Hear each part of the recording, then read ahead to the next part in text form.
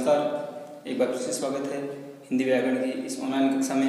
अब हम बात करते हैं संज्ञा से संबंधित जो विशेष नियम है उनके बारे में। वेरी इंपॉर्टेंट, इस विशेष नियमों से ही बार बार परीक्षाओं में प्रश्न पूछे जाते हैं। कौन से हम विशेष नियम? पहला है कि कोई व्यक्तिवाचक शब्द अपने नाम के साथ या अपने अर्थ के साथ साथ अन्य नाम का भी या अन्य अर्थ का भी बोध कराता है। वह व्यक्तिवाचक शब्द जो अपने नाम के साथ दूसरे नामों का भी बोध कराता है वह जातिवाचक संज्ञा शब्द बन जाता है। कैसे बनता है? देखिए, मैं कहूं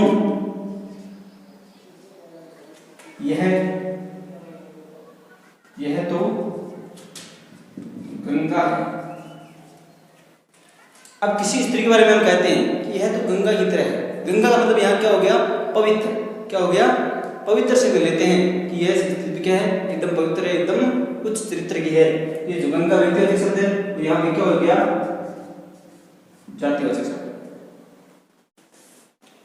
एक और बात करें कि यह तो कलयुग का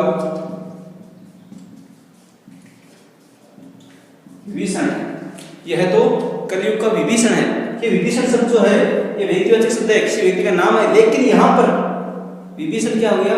ऐसा व्यक्ति जो आप रामायण आपने देखी होगी। विभीषण क्या है? रावण का भाई, जो रावण का भेद बताकर उनको मरवा दिया था। उसी प्रकार उस अर्थ में, विशेष अर्थ में प्रस्तुत हो गए हैं विभीषण। तो ये जो व्यक्तिवाचक शब्द है वो क्या हो गया? जातिवाचक शब्द। देखिए कि सीता तो हमारे घर की लक्ष्मी है। अब देखो, सीता तो हमारे घर की लक्ष्मी है। सीता व्यक्तिवाचक है, किसी का नाम है, आराम से बता रहा है, व्यक्तिवाचक संज्ञा है। लेकिन यहाँ जो लक्ष्मी शब्द आया है, वैसे तो ये व्यक्ति का नाम, किसी स्त्री का नाम है, लेकिन लक्ष्मी का क्या हो गया कि इनके, सीता के हमारे घर में आने से हमारे अच्छे दिन आ गए, इनसे अच्छे गुण दिखते हैं। तो ये क्या हो गया? लक्ष्मी किसी विशेष अर्थ में, धन दौलत के अर्थ में, विशेष अच्छे दिन आने के अर्थ में रूढ़ हो गया है। तो ये क्या हो गया? लक्ष्मी यहाँ पर व्यक्तिवाचक संज्ञा नहीं होगी, क्या हो गया? जातिवाचक संज्ञा हो गया। दूसरी बात हम देखते हैं कि जातिवाचक संज्ञा का शब्द किसी व्यक्ति विशेष अर्थ में प्रयुक्त हो जाता है, प्रचलित हो जाता है, तो उसमें व्यक्तिवाचक संज्ञा हो जाती है। शब्द होता है जातिवाचक का, लेकिन किसके लिए प्रयुक्त हो जाता है? वो व्यक्तिवाचक में। जैसे हम बात करें कि नेताजी, नेताजी शब्द किसके लिए है? नेता जातिवाचक संज्ञा है, कोई शब्द नेता शब्द है, तो शब्द कौन सा है? जातिवाचक। लेकिन नेताजी जो शब्द है किसके लिए रूढ़ हो गए हैं? सुभाष चंद्र बोस के लिए। किसके लिए हो गया?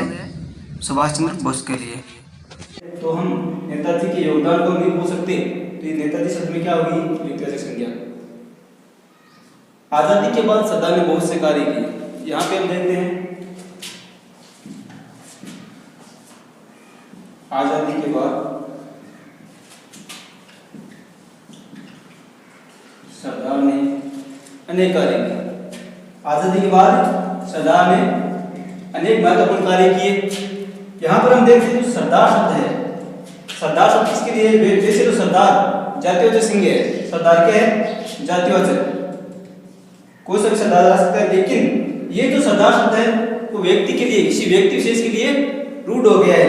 हम बात करें सरदार, ये किसके लिए हुआ? सरदार वल्लभ भाई पटेल के लिए। सरदार वल्लभ भाई पटेल के लिए ये शब्द रूढ़ हो चुका है। तो ये सरदार में क्या हो जाएगी? जातिवाचक ना होकर कौन सी संज्ञा होगी? व्यक्तिवाचक संज्ञा। अगला जो महत्वपूर्ण बिंदु है, जो परीक्षा की दृष्टि से बहुत ही महत्वपूर्ण है, कि भाववाचक संज्ञा शब्द है वो हमेशा एक वचन में प्रयुक्त होते हैं। भाववाचक संज्ञा शब्द हमेशा एक वचन में प्रयुक्त होते हैं। लेकिन जब भाववाचक संज्ञा बहुवचन में प्रयुक्त हो जाए, इस भाववाचक संज्ञा को बहुवचन में प्रयुक्त करते हैं, तो वह भाववाचक संज्ञा जातिवाचक संज्ञा में बदल जाती है। जैसे हम देखें, अब दूरियां भी नजदीकियां बन गई है। दूरी भाववाचक संज्ञा है, नजदीकी ये भी क्या है? भाववाचक संज्ञा है।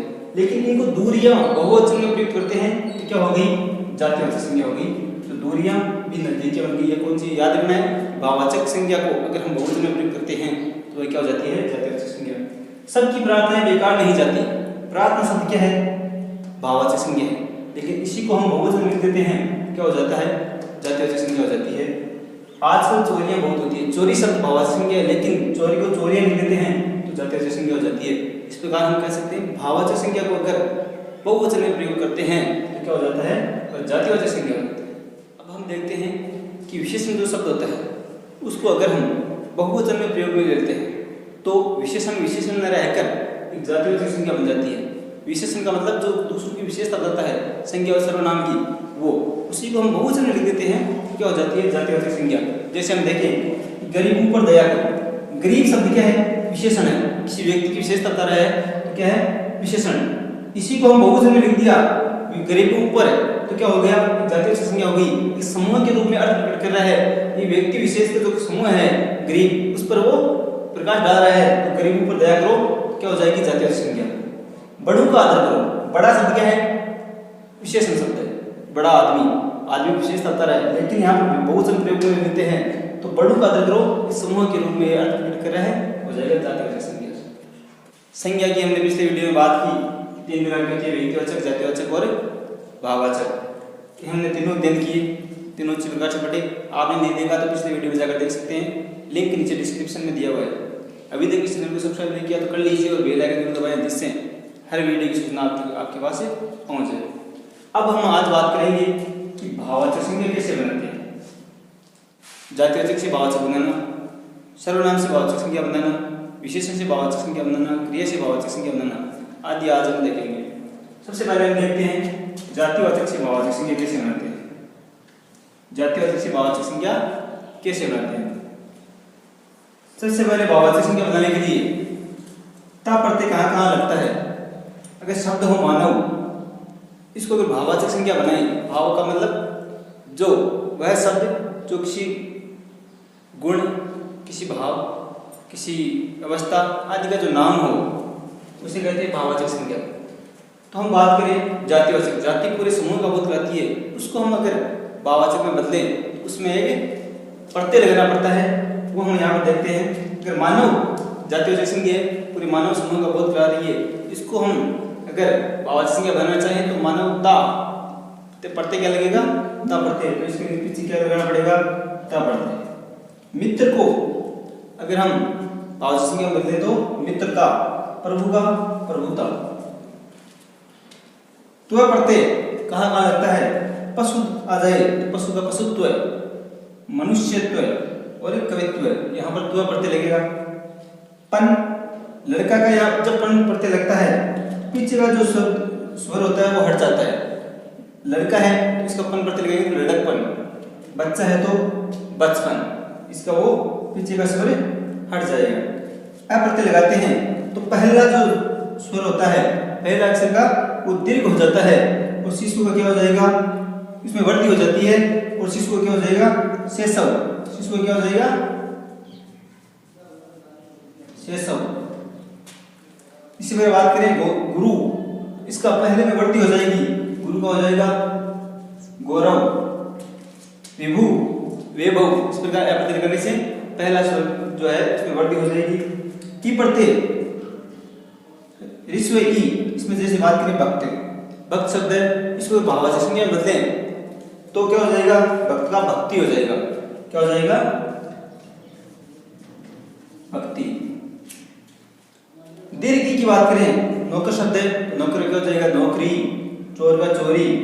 बात करते हैं आपा प्रत्यय की, आपा में क्या हो जाएगा, बुढ़ापा, बहन का बहनापा। इस प्रकार हम जातिवाचक संज्ञा से भाववाचक संज्ञा बना सकते हैं।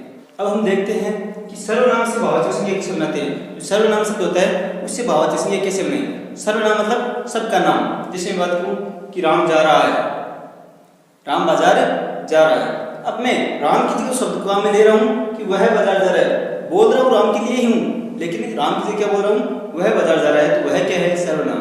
उसी प्रकार हम सर्वनाम से भाववाचक संज्ञा कैसे बनाएं, उसकी हम बात करते हैं कि जो त्व प्रत्यय उससे भाववाचक संज्ञा जो सर्वनाम में लगाते हैं कैसे बनता है। अपना शब्द आ गया, अपना त्व से बनता है और पन से भी बनता है। अपना किस भाववाचक संज्ञा बनाए तो अपना का हो जाएगा अपनत्व, पीछे का स्वर आपको बताया हट जाएगा। अपनत्व, निजत्व और स्वत्व, निज का निजत्व, स्व का स्वत्व। पन, अपना का अपनापन हो जाएगा, पराया का परायापन हो जाएगा। कार जो है प्रत्यय वो देखते हैं, अहम जो शब्द है उसको अगर हम भाववाचक संज्ञा बदले, अहम क्या है, सर्वनाम है, मैं, अहम क्या है? सर्वनाम। इसको भाववाचक संज्ञा बदले क्या हो जाएगा? अहंकार। स्व ये पढ़ते हैं तो सर्वस्व, सर्व शब्द आ गया। सर्व क्या है? सर्वनाम। इसको भाववाचक संज्ञा बनाए तो क्या हो जाएगा? सर्वस्व। अब हम बात करें कि विशेषण से भाववाचक संज्ञा कैसे बनाएं। विशेषण का मतलब जो संज्ञा और सर्वनाम की विशेषता बताता है वो क्या है? विशेषण। तो विशेषण जो भी शब्द किसी की विशेषता बताता है वो क्या है? विशेषण। इससे हम भाववाचक संज्ञा कैसे बनाएं? जैसे हम बात करते हैं साफ, कमरा साफ है, विशेषता बता रहा है। अब इसको हम भाववाचक संज्ञा में बदलते हैं तो कैसे बदलें? आई प्रत्यय लगाना होगा, साफ का हो जाएगा सफाई, पहला स्वर हट जाएगा और सफाई।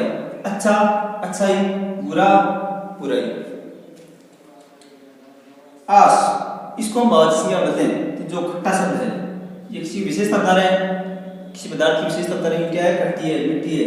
इसको हम अगर भाववाचक संज्ञा बदलें, खट्टा का हो जाएगा खट्टास और मीठा का मिठास, ये भाववाचक संज्ञा है। ता उदार विशेषण है तो उदार का उदारता, वीर को वीरता, सरल को सरलता। वीर जो शब्द है उसको ता प्रत्यय भी लगा सकते हैं और त्व प्रत्यय भी लगा सकते हैं, वीरत्व है। यह प्रत्यय जब लगता है तो पहला जो है, पहला स्वर है उसकी वृद्धि हो जाती है, मधुर का हो जाएगा माधुर्य। क्या हो जाएगा? माधुर्य। सुंदर का सौंदर्य, स्वस्थ का स्वास्थ्य, स्वस्थ का क्या हो जाएगा? स्वास्थ्य। पहले में वृद्धि हो जाएगी, सुंदर का सौंदर्य, स्व का स्वास्थ्य। इस प्रकार से यह प्रत्यय लगाते हैं, अ प्रत्यय लगाते हैं, यदि इक प्रत्यय लगाते हैं तो पन प्रत्यय से विशेषण को भाववाचक संज्ञा कैसे बनाएं? जो खट्टा है उसके पन प्रत्यय लगाने पर खट्टापन, पीला को पीलापन। त्व प्रत्यय हमने बात की, वीर को वीरत्व हो जाएगा। दीर्घी, लाल का हो जाएगा लाली। इसको हम लाल जो एक विशेषता बता रहा है किसी की, उसको हम विशेषण बदले तो लाल का क्या हो जाएगा? लाली। अब हम देखते हैं कि क्रिया से भाववाचक संज्ञा कैसे बनाएं। क्रिया से, क्रिया का मतलब कोई भी काम, जिस शब्द से किसी काम में करना या होना पाया जाता है उसे कहते हैं क्रिया। क्रिया जब कोई कार्य करते हैं उससे हम भाववाचक संज्ञा कैसे बनाएं? तो देखते हैं, लूटना एक क्रिया है, किसी को लूटना, तो इसको भाववाचक संज्ञा कैसे बनाएं? अ प्रत्यय लगाना पड़ेगा। अ प्रत्यय जब लगाते हैं तो पीछे का जो है ना ये हट जाएगा क्रिया का और क्या बन जाएगा?